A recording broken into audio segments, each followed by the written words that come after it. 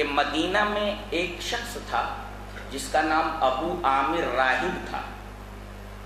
یہ عیسائی ہو گیا تھا اور نمائشی تقوی کی وجہ سے، ایک ہوتا ہے حقیقی تقوی، ایک ہوتا ہے نمائشی تقوی. تو نمائشی تقوی کی وجہ سے لوگ اس کو بہت بڑا بزرگ سمجھتے تھے، یہاں تک کہ اس کو اپنا رہنما اور رہبر مانتے تھے. یہ شخص مشہور صحابی حضرت حنظلہ غسیل الملائکہ ان کا باپ ہے. حضرت حنظلہ وہ صحابی ہیں کہ جب جنگ احد ختم ہوئی تو جو 70 صحابہ کرام شہید ہوئے تھے ان کی لاشیں جب اٹھوائی جانے لگیں تو ان میں حضرت حنظلہ بھی تھے. جب ان کی لاش اٹھائی گئی تو لگتا تھا کہ جیسے ان کو ابھی نہلا کر اتارا گیا ہے. پورے بدن سے پانی ٹپک رہا تھا، بالوں سے پانی ٹپک رہا تھا. صحابہ کرام حیرت زدہ ہو گئے کہ اے اللہ کے رسول، یہ حضرت حنظلہ جو ہے ان کے بدن سے تو پانی ٹپک رہا ہے. تو اللہ کے رسول نے فرمایا یہ رات میں انہوں نے اپنی بیوی سے مقاربت کی تھی، یہ غسل نہیں کر سکے. اعلان ہو گیا اور فوراً ہی وہ میدان میں اتر گئے اور اللہ تعالیٰ نے ان کو شہادت بخشی. میں نے دیکھا کہ فرشتے ان کو غسل دے رہے ہیں. یہ حضرت حنظلہ رضی اللہ تعالیٰ عنہ، حضرت حنظلہ غسیل الملائکہ، وہ انہی کا باپ تھا. ابو عامر راہب، بیٹا کیسا اور باپ کیسا؟ ابو عامر راہب اس نے جو ہے عیسائیت قبول کر لی تھی اور مدینہ میں اس کی کافی روحانی دھاک تھی. جب نبی کریم صلی اللہ علیہ وسلم ہجرت کر کے مکہ سے مدینہ تشریف لائے تو روحانیت کے میدان میں اس نے نبی کریم صلی اللہ علیہ وسلم کو اپنا حریف اور اپنا مقابل سمجھ لیا اور طرح طرح کی ریشہ دوانیاں کرنے لگا. اس لیے کہ نبی کریم صلی اللہ علیہ وسلم کے لیے ساری چاہتیں اور ساری محبتیں خاص ہو گئی صحابہ کرام کی. یہ تنہا پڑ گیا، اس کو کوئی پوچھتا بھی نہیں تھا. تو یہ دل میں نبی کریم صلی اللہ علیہ وسلم سے نفرت کرنے لگا اور دین اسلام سے نفرت کرنے لگا، مسلمانوں سے نفرت کرنے لگا اور دنوں رات یہ اسلام، مسلمانوں اور رسول اللہ صلی اللہ علیہ وسلم کو پریشان کرنے کے لیے طرح طرح کی ریشہ دوانیاں کرنے لگا.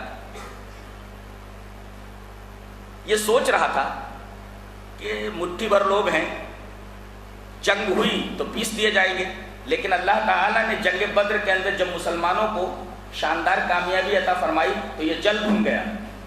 اور اس کے بعد اس نے پورے عرب کے قبیلوں میں جا جا کر کے مسلمانوں کے خلاف ان قبیلے والوں کو بھڑکایا اور اسی بھڑکانے کی وجہ سے دوسری جنگ جو ہوئی، جنگ احد، وہ برپا ہوئی. یہ اسی کے ادھر ادھر گھوم کر کے لوگوں کو جنگ پر آمادہ کرنے کی وجہ سے جنگ احد ظہور پذیر ہوئی. اور یہ وہی شخص ہے، یہ وہی بدبخت ہے جس نے میدان جنگ کے اندر 2 گڑھے کھود رکھے تھے اور نبی کریم صلی اللہ علیہ وسلم اس گڑھے میں گر گئے تھے اور آپ کے خود کی کڑیاں آپ کے سر میں گھس گئی تھیں اور آپ کے دندان مبارک شہید ہو گئے تھے. یہ وہی شخص ہے جس نے میدان جنگ کے اندر 2 گڑھے کھود رکھے تھے اور نبی کریم صلی اللہ علیہ وسلم اس گڑھے میں گر گئے تھے.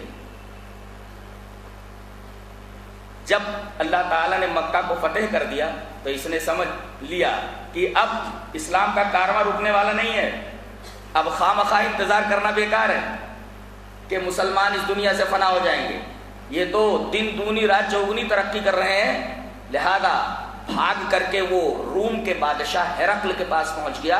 اس نے اس کی کافی آؤ بھگت کی اور وہاں پہنچ کر کے اس کا تعلق مدینہ کے جو منافقین تھے مسلسل رہا. اس نے کہا کہ تم لوگ ایک اڈا تیار کرو جہاں ہمارے پورے پلان پہنچے اور ہمیں پل پل کی خبریں وہاں سے ملیں کہ مسلمان اب کیا کر رہے ہیں، کیا کرنے والے ہیں. ایک اڈا بناؤ اور سب سے بہترین اڈا مسجد ہی ہو سکتی ہے، کسی کو شک بھی نہیں گزرے گا. اور ہم ایک بہت بڑا لشکر لے کر کے مسلمانوں کے اوپر حملہ آور ہوں گے. نبی کریم صلی اللہ علیہ وسلم جنگ تبوک میں جانے والے تھے، اس سے پہلے ہی انہوں نے ایک مسجد بنائی. کہاں؟ اس وقت مدینہ میں 2 ہی مسجدیں تھیں، ایک مسجد قباء اور ایک مسجد نبوی. انہوں نے مسجد قباء کے پاس وہ مسجد بنائی جس کو قرآن حکیم کے اس پارے میں 11ویں پارے میں مسجد زرار کہا گیا ہے. یہ مسجد قباء سے تھوڑے فاصلے پر تھی. بہانہ یہ کیا انہوں نے کہ اے اللہ کے رسول ہمارے محلے میں بڑے بوڑھے لوگ ہیں جو مسجد نبوی یا مسجد قباء میں نہیں پہنچ سکتے، تو ہم نے اس کے تھوڑے سے فاصلے کے اوپر ایک مسجد بنائی ہے تاکہ بوڑھوں کو نماز پڑھنے میں آسانی ہو، بیماروں کو نماز پڑھنے میں آسانی ہو. آپ چل کے ایک دفعہ نماز پڑھ دیں، افتتاح کر دیں اور ہم لوگ نماز شروع کر دیں گے. انہوں نے مسجد بنا لی. نبی کریم صلی اللہ علیہ وسلم اس وقت جنگ تبوک کی تیاری میں مصروف تھے. آپ نے فرمایا ابھی تو میں جنگ کی تیاری میں مصروف ہوں، بعد میں دیکھوں گا، بعد میں آ کر نماز پڑھ دوں گا، تم لوگ نماز شروع کر دینا، مسجد کا افتتاح ہو جائے گا. ادھر نبی کریم صلی اللہ علیہ وسلم جنگ تبوک گئے.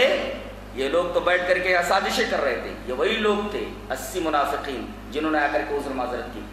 جب آپ جنگ تبوک سے واپس ہوئے اور مقام ذی امان میں پہنچے جو مدینہ سے تھوڑے فاصلے کے اوپر ہے، وہاں آ کر کے حضرت جبرائیل نے یہ بتایا کہ اے اللہ کے رسول ابھی جب آپ مدینہ پہنچیں گے تو مسجد قباء کے پاس جو مسجد بنا رکھی ہے وہ منافقین نے بنائی ہے اور ان کا یہ مقصد ہے. نبی کریم صلی اللہ علیہ وسلم نے مدینہ پہنچنے سے پہلے ہی 2 صحابہ مان ابن عدی اور مالک ابن دخشم 2 صحابہ اکرام کو بھیجا اور کہا جا کر کے مسجد کو زمین کے برابر کر دو. مسجد توڑ کر کے زمین کے برابر کر دی گئی. اس کے بعد نبی کریم صلی اللہ علیہ وسلم مدینہ تشریف لائے. یہ وہی مسجد ہے جس کو مسجد زرار کہا گیا. اللہ تبارک و تعالیٰ نے ارشاد فرمایا کہ مسجدیں 2 طریقے کی ہوتی ہیں. ایک کی بنیاد تقوی کے اوپر ہوتی ہے اور ایک کی بنیاد کن کن چیزوں پر ہوتی ہے بتایا گیا.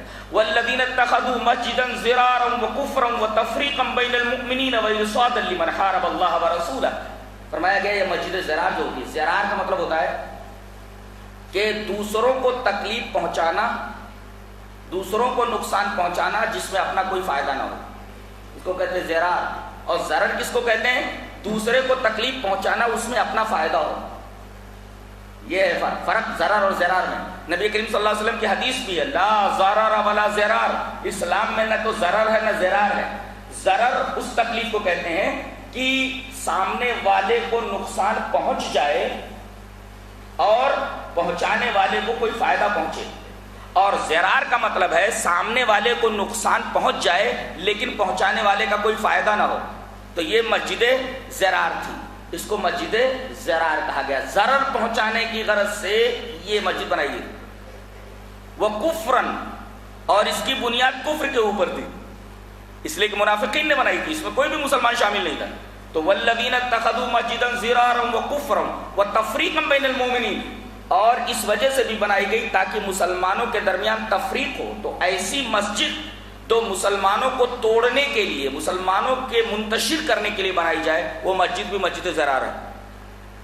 وَإِرْصَادًا لِمَنْ حَارَبَ اللَّهَ، اور اللہ اور اس کے رسول سے جنگ کرنے والوں کے لیے خفیہ پناہ گاہ ہو. یعنی جہاں اللہ اور اس کے رسول کی بات نہ بتائی جاتی ہو. کتنی مسجدیں ایسی ہیں جس میں قرآن حکیم کی تفسیر نہیں ہوتی ہے؟ کتنی مسجدیں ایسی ہیں جس میں حدیث کی بات نہیں ہوتی، حدیث کا درس نہیں ہوتا؟ نہ جانے کون کون سی کتابیں پڑھتے ہیں لوگ.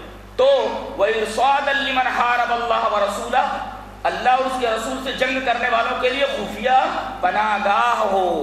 اس طریقے کی مسجد کو مسجد زرار کہا جاتا ہے. وَالَّذِينَ اتَّخَذُوا مَسْجِدًا ضِرَارًا وَكُفْرًا وَتَفْرِيقًا بَيْنَ الْمُؤْمِنِينَ وَإِرْصَادًا لِمَنْ حَارَبَ اللَّهَ وَرَسُولَهُ. اللہ کے رسول صلی اللہ علیہ وسلم نے ایسی مسجد کو مسجد زرار فرمایا اور اس کو ڈھا دیا. اور اس کے بعد ایک مسجد اور تھی، مسجد قباء، مسجد نبوی، جس کے بارے میں فرمایا گیا افمن اسس بنیانه على تقوى من الله ورضوان خير ام من اسس بنیانه على شفا جرف هار فانهار به في نار جہنم. ایک مسجد ایسی ہے جس کی بنیاد تقوی کے اوپر رکھی گئی ہے. تو جس مسجد کی بنیاد تقوی کے اوپر رکھی گئی ہو اس مسجد کے اندر آپ نماز پڑھیں. مسجد زرار کے بارے میں اللہ تبارک و تعالیٰ نے ذکر فرماتے ہوئے کہا کہ ان لوگوں کا اس مسجد سے یہ مقصد ہے تو لا تقم فیہ ابدا، ایسی مسجد کے اندر نماز پڑھنا تو درکنار، آپ اس کے اندر کھڑے بھی مت ہوئیے. فرمایا گیا مسجد زرار کے اندر جہاں اللہ اور اس کے رسول کی بات کے علاوہ دنیا کی باتیں ہوتی ہوں، ایسی مسجد مسجد زرار ہے، اس کے اندر نماز پڑھنا تو درکنار، لا تقم فیہ ابدا، اس کے اندر آپ کھڑے بھی مت ہوئیے. اس کا مطلب جو مسجد تقوی کی بنیاد پر نہ بنائی گئی ہو اس کے اندر نماز پڑھنا درست نہیں. تو مسجدیں 2 قسم کی، مسجد زرار اور مسجد تقوی.